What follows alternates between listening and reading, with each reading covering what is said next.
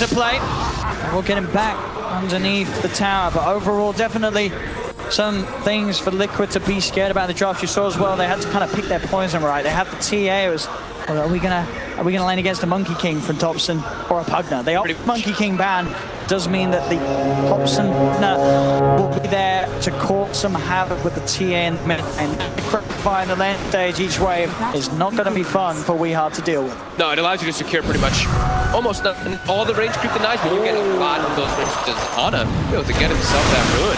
I'm going to try and abuse the fact that he hasn't got that time warp for quite a long time. I mean, 15 seconds. He'll be fine.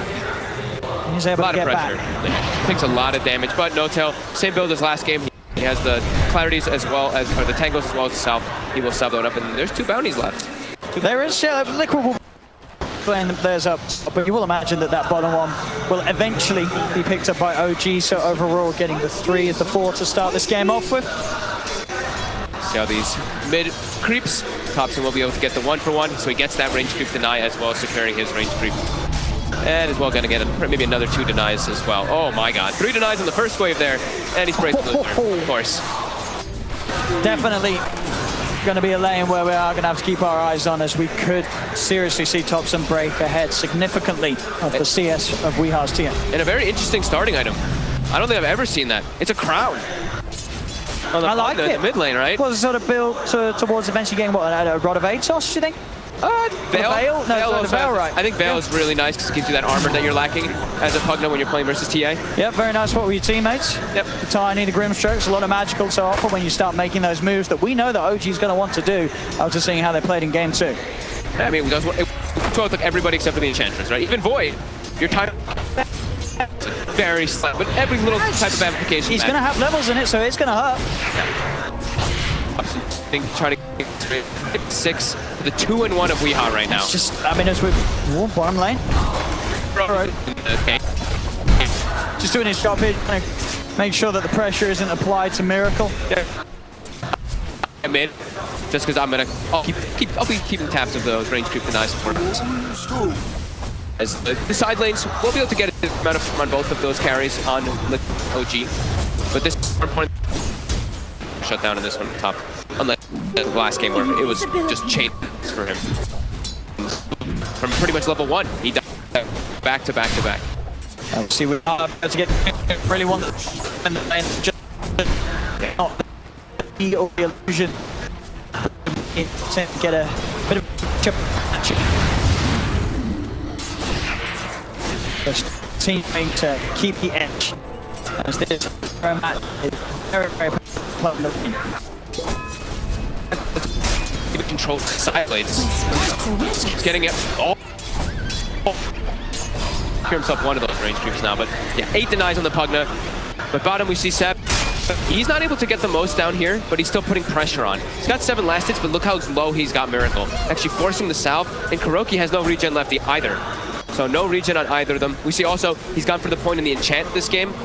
In the laning phase, because you're playing versus Bloodlust, you can be able to dispel that one quite easily, and if he gets an option of a decent creep, I mean, in this lane, is there a chance that Seb can get caught out by a Blade Fury play, or most of the time will Seb just have the heals to stay alive? He should have more than enough health and more than enough healing. Like the Blade Fury, it's a decent amount of damage if you give enough stuns, but it's just 1 stun from the Fire Blast, which means he's going to be able to get his heal and a Fairy Fire off. So once that heal kicks in, the spin's not enough damage. Seeing top lane, and able to match the free farm of Miracle down bottom. Both carries getting a good start in their safe lanes. A couple more denies on Ana. He's already actually used an early courier too. I think Thompson made the call. He's like, I don't really need the courier too early on. You guys could have bring you some regen top, and they did. They brought Tangos and Clarities, and we will see. Helmvine will picked up. He's going straight for that Veil on the Pugna. I mean, it's going to be crazy early how he gets it, because he started with his crown. Very cool approach here coming out from Thompson. And look how tanky he is too. 9 armor, he's next to his tower, he's sitting at 12.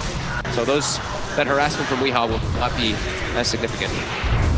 Seeing WeHard trying is sort of the best approach he can against the Pugna. Every time the Decrepify is being used, try and closes the gap, gets on top of Thompson, forcing Thompson to sort of stray a little bit back from the creeps. Pressure down on top, looking for GH, looking for those bashes. Stroke won't hit, so GH will be fine to walk off. Mind control, keep telling him, beating down onto No-Tail. In return, Snowtail will have to keep his distance. We'll be able to do so. Mind control, of course, getting good farm up top. Breaks this out with the gush there. Mid lane though, we are. It's been caught out by a bit of a move from Jerax. He's trying to switch the Mango in to go for a Mango refraction play, but that 6 seconds far too long. Jerax setting up for Thompson in mid and making sure that that mid lane continues to be a nasty place for the Weehard TA to be. Bounty Rune's going to be spawning as well. Jerax going to try to at least claim one for his team here. We'll be able to get one, Miracle will be able to get the other one at this top. And Mind Control's able to get behind the tower and get no tower. Push them away, GH. Oh, he kills it. He knows that Anna's got the time war. Doesn't want to let Anna have the chance of going for it. Does mean that Anna has the time for to try and turn and chase towards GH. Another gush from Mind Control will be there though. Slows Anna down and GH will be able to walk out alive. This is where Jerax now. This is a really important play here. If he can get this set up and kill Weehaw in the mid lane, Weehaw's actually already getting turned with the Veil. Is it enough? Ooh, he's very close. Jerax is already running over. Weehawk. He just used the TP to come back mid. He's going for the walk back. Jerax knows. There's no shrine available top either. It was used already by the side of Liquid. He's just going to try and get a little bit out of the jungle whilst he has the mana to play around with refraction and meld. There's a glyph available. So Thompson and Jerax are set up. There's a glyph and it's a 5-minute siege wave. So Thompson, he's going to look to just take this mid tower here. GH showing up to try to pull the creep aggro. We'll only get the one creep aggro though for now. So this tower, they will be forced to pop glyph to defend. They can turn toward GH. Jerax is down the high ground. Fail's going to be out onto GH. Avalanche from Jerax is to try and close the gap to Crepify into the life drain. He just gets slowly drained down and out. He'll turn with the stick charge and a Fate Bolt. But GH's fate is sealed. Thompson. Jerax is still in the area. He has a toss back. He has a dust too, so he's waiting. Yeah. Thought maybe he melded there. And keeping Weehar away from the lane, away from any chance of finding farm. I love this, going for this Veil build on Thompson. It's super clever being able to get it so early on. It's just applying so much extra pressure that you normally would not be able to do as a Pugna. You see, it's still Jerax just toying with him.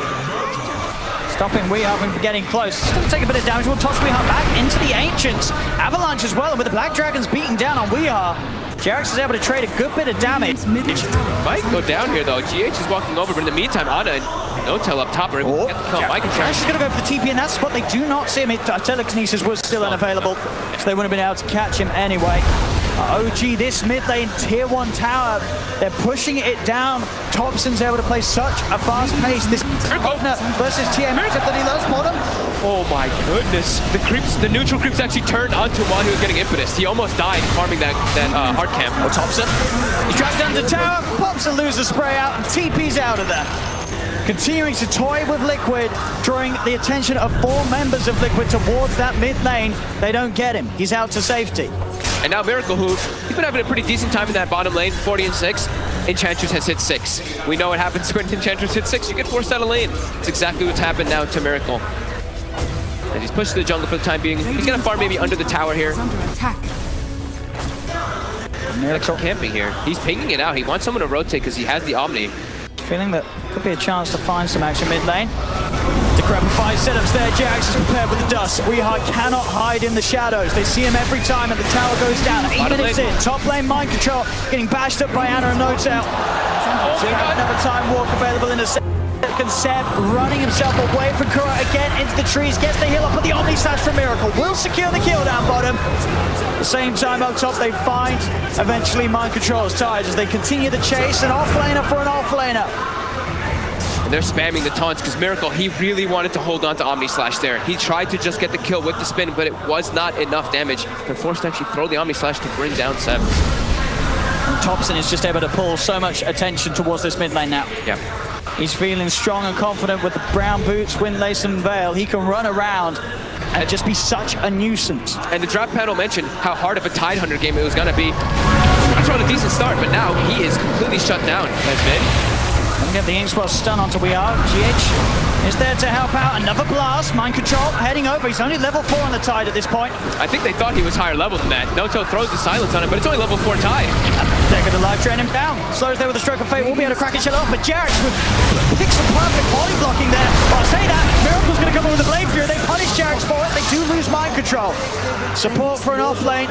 And you're just seeing Liquid, they're having to bring the whole team to mid lane to deal with the shenanigans of this Pugna. And immediately Miracle's now going to start getting pressured again too. He's even gonna dig in front. He just dug in front of him. They're having way He's too much fun. feeling it, Thompson. They have on a free farming top, right? This is a treads into Midas Void, who has pushed the Tide Runner completely out of lane. And like we said, mind control. He's 1 in 3 The this game Phantom again. Embrace, and it's such a nasty combo to Crepify Phantom Embrace. There is no counter. There is no counter. There is no counter. Well, till later. Then maybe when they get BKBs or something. Yeah. Oh, Thompson. Hey, they may Get alone. have overlooked too far this time. They surround him. Thompson will fall finally. They're able to get that spooky little skeleton boy out of their half of the map. But Look kill him off. Look at where it's happening. He forces everybody to go from there, and that just solidifies OG to get 4 bounty winners. It hurts because they lose their core, but in a net worth advantage, that actually favors OG. Oh, it's a 4K lead at 10 minutes in for OG. And we talked about Midas's. Midas Void coming out soon. Midas Enchantress is already finished, and they're just looking around to keep the pressure going. Mind control, 1 in 3 in the game again, and his game is not going to get easier. He's got an inventory. He TP's up top. He's going to look for the set of the toss back. Mind control still has not got that 6 in the Ravage. GH has got his own level 6. Jerks is going to look to set up on him instead. They'll throw it back into the Chrono, catching the 2 of them. OG, they just can't help themselves. They can't stop making plays. You can just tell how much fun they're having in the game. Spamming the chat wheel, spamming the losers, running around making kills happen, and not stopping. Again, Thompson is what we saw them doing in the last game too. Just looking around, running around. Where's Weehaw is the question. That's who they want, as they know he's just gonna back up in jungle. This is getting pretty out of control already, a 5K advantage. And they're fighting Miracle. Thompson is gonna get stunned up. Miracle, he's got the blade through in the Omni Slash to play around with. Soulbine's gonna lock the 2 of them down together as No-Tail's looking to turn, moves in with the Eagle inside. The Ravage comes out, but they've already lost the 2 of them. They'll get No-Tail in response. But now OG, they can turn and collapse onto mind control, surrounding the Tide. Jarrex and Thompson said they're not going to stop chasing this. A trap slow will come out. It doesn't matter. Thompson, another decrepify blast, secures him the triple kill. He's going for another. They're not done yet, OGGH. He's got the stolen ink swell. They'll keep their distance. Jarrex closes the gap. GH is enchanted, taken out. Ultra kill for Thompson. 11 minutes in. There is nothing that can stop this man. This is just so out of... Just look at the networks. The 4 of the 5 top net worths in the game. Miracle has no place in the game. He's running around trying to salvage the problems that are happening absolutely everywhere in the game because he's level 7 is Jug. But look at this hero damage. It's 12 minutes in and he has 10,000 hero damage. Absolutely. You know, this is just numbers that are unheard of this early on in the game. The Thompson Pugner, I mean, they took their chances, as we said in the draft. Pick your poison. But ban the Monkey King. The Thompson Pugner was always going to be left in. They've got to kill him. They've got to do something about it. They'll surround him. They've got the blade through. They have got the stun. Thompson falling low. From the stick charge, trying to the light trap, but they kill him off. Big kill here for Liquid. Can they get more? The rest of OG have turned up. A focus down Miracle. Anna, he's coming in with the wraparound, and Anna, he's nearly got the Chronosphere back online. They could have to be a little careful how they approach this. Jarrex forcing Weehaw away from the rest of his team. Cool. Back up in 5.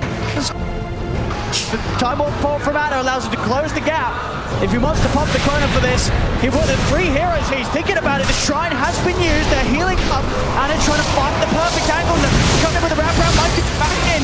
Ravage though, toss over, keeping them together. He can find the perfect. He may not even need the Phantom Embrace. Top line, the output of the damage for the impetus is too much. Again, Miracle 7. Shut down, silence. He did get.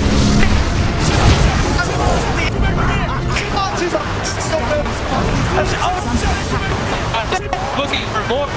But as the repeat.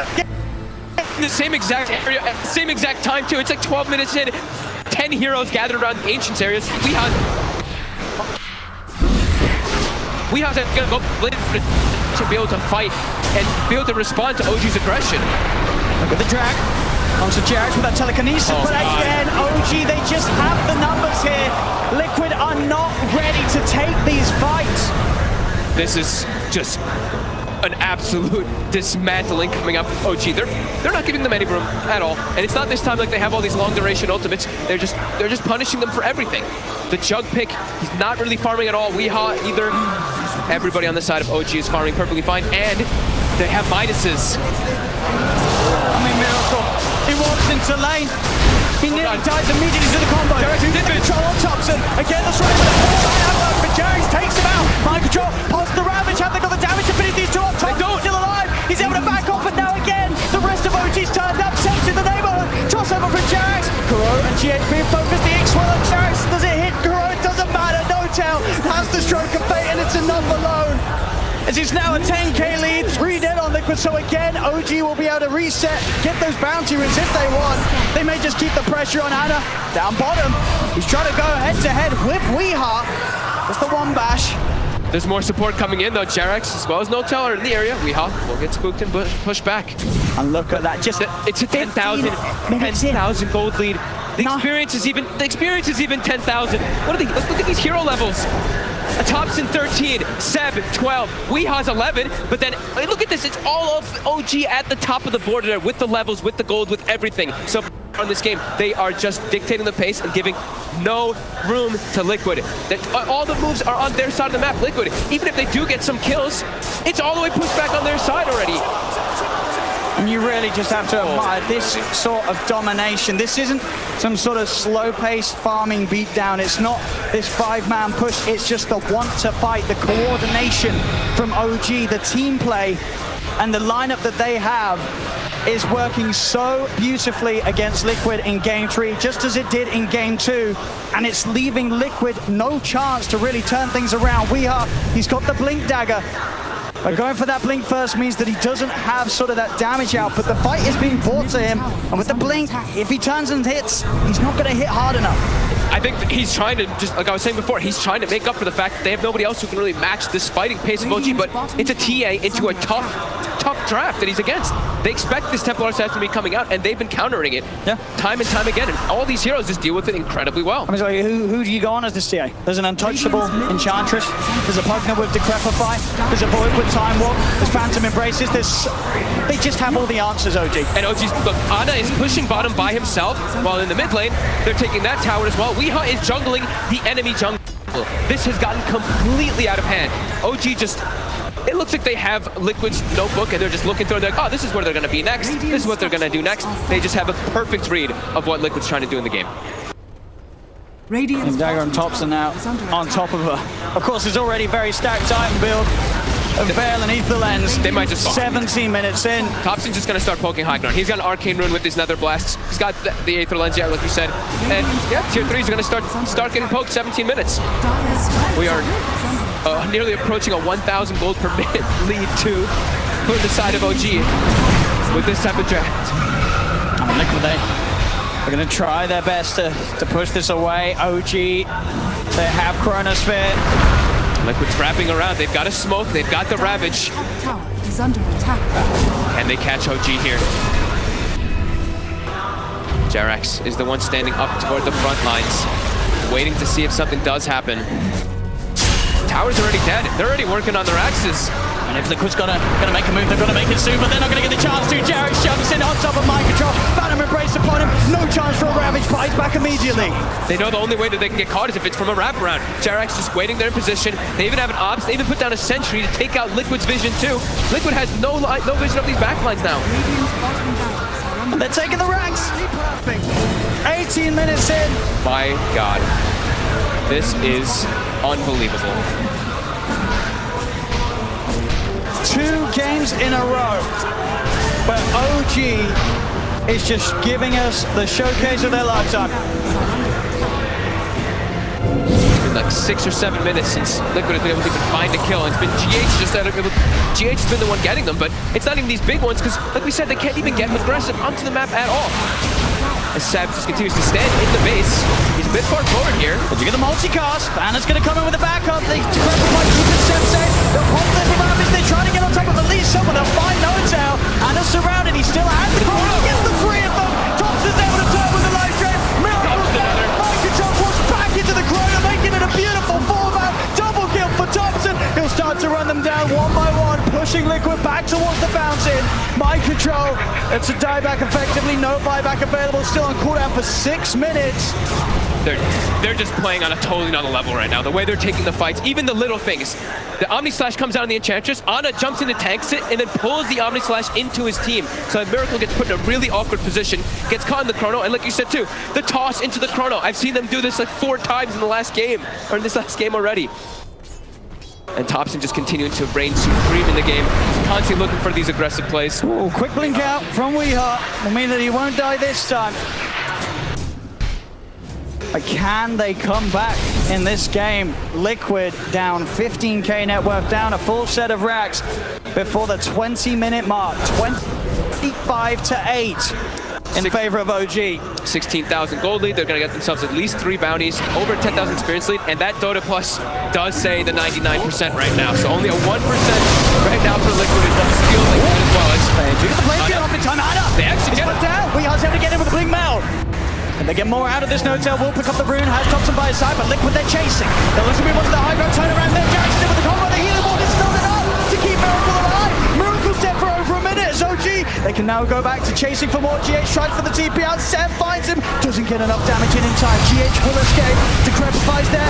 Liquid, they do get in, take down a second as they'll find no-tail with a toss back. Avalanche for Jared, catches the 2 of them. Weeheart, he's got the invis, they don't have detection.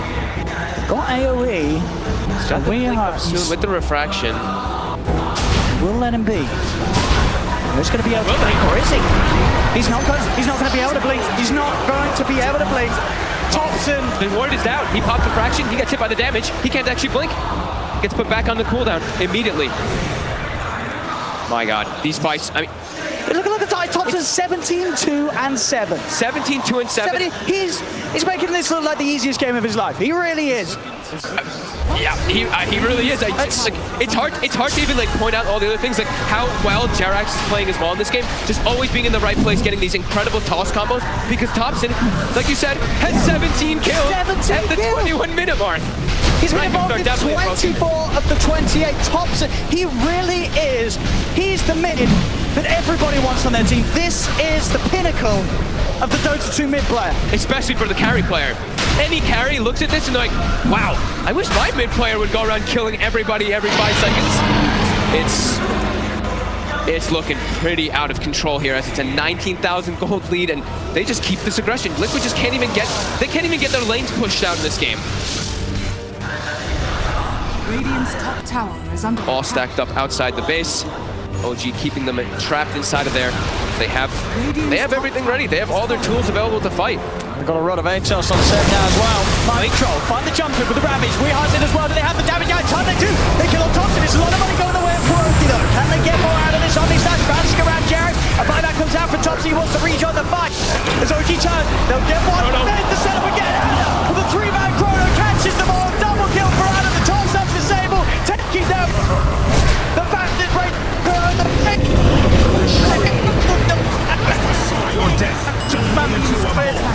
But no Tide or Juggernaut available to their services. Never moved it. 800 Ravage. Doug Omni. I actually think Radiant and even then they can't outcome. It didn't even come close. I mean, they got Thompson. They got him, but he's back. That was it. Okay. Makes a commit, Jack. Avalanche comp. Mind control out of the game once more. He's going to get it. OG surround him, outnumber them, a toss up, back to the grave. GH is dead, GG is called. OG take game 3, and Derek said it's even in a more devastating fashion than game 2. It didn't look like it could get any worse for Liquid after that second game, but I think it just did. I think they have to find a different type of draft. I don't think the Tide Hunter plus the Templar Assassin can work when you're playing versus OG. They seem to just know exactly what they want to do versus it. With this Grimstroke, even with this Pugna, even with the Enchantress as well, I think you have to find something else for Liquid here. Otherwise, we could just have another replay in the next one. OG just seem to know exactly how they want to play.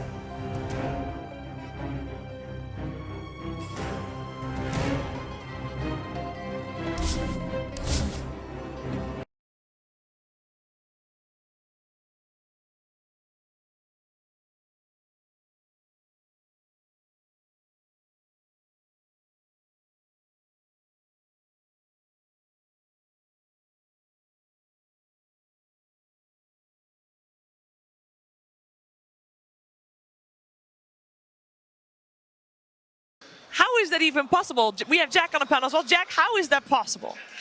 I wish any of us had an answer to that question. I think it's, like how, speaking of improbable stories for this game and where that's happened, this guy literally just,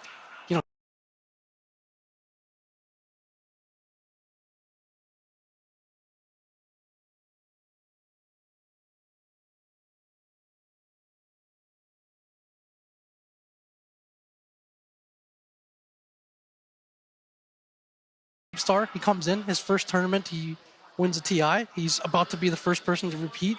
If things continue to go well, like they're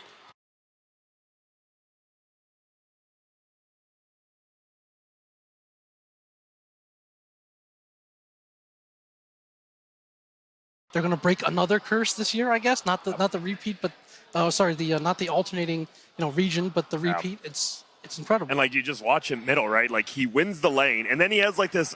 Why is he dying like that? He always has that one death, and then you look elsewhere. You look on the net worth chart. He's still 1,000 up. You see the rest of his team's just farming. He's just doing everything he has to do, and that's what you need out of a mid player. He played amazing. OG, and the way they're playing Dota is absolutely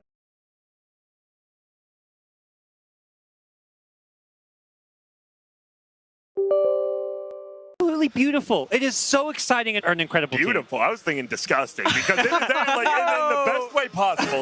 Okay. You swap, they're just running at you. They're behind your tier 3 towers when every single tier 1 is up. Yeah. How is that possible? It's beautifully disgusting. We'll go with that. We'll combine the two.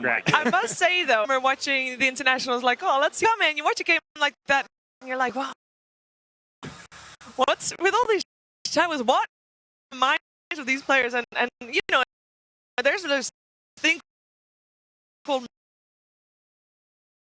mental warfare, and I have. It's very important to Dota these days thing there, and I thought art. Art.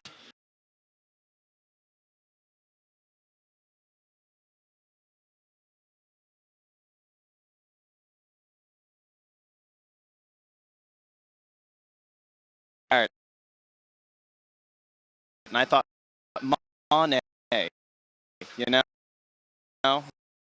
that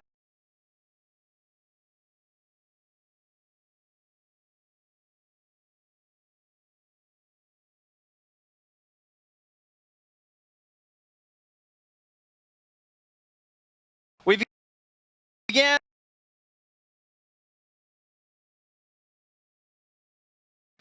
in the Dark Ages, and snorting his way out of the fountain. Really masterful. I mean, that is a real way to elevate the game of mental warfare. Yes. Moving on. The tips. What are these things popping up? If you commit this amazing play, you tip the enemy player. Maybe you tip your teammate. Maybe they're really slaying at this game. Maybe you're going to use that chat wheel that Valve also brought in there. But some of the teams figured out, wait, you can mute that? They can take it off the screen. OG, coming to TI with every team muting them, they had to adapt. And every team did adapt here. So this time, we're working. What's that little spray?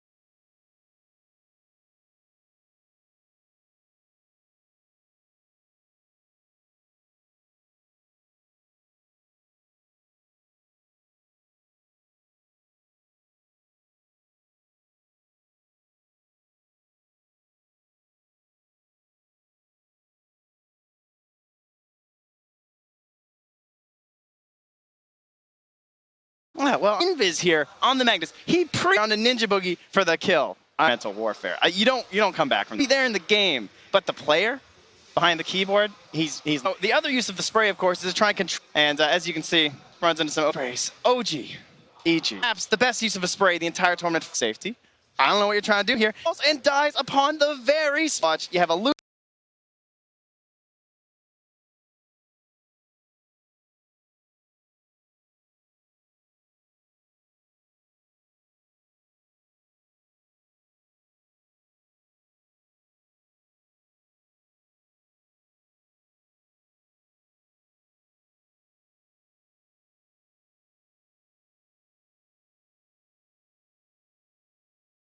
And I can't believe that I'm saying that. That alone is already crazy. But also, Grant, the way that they're doing it.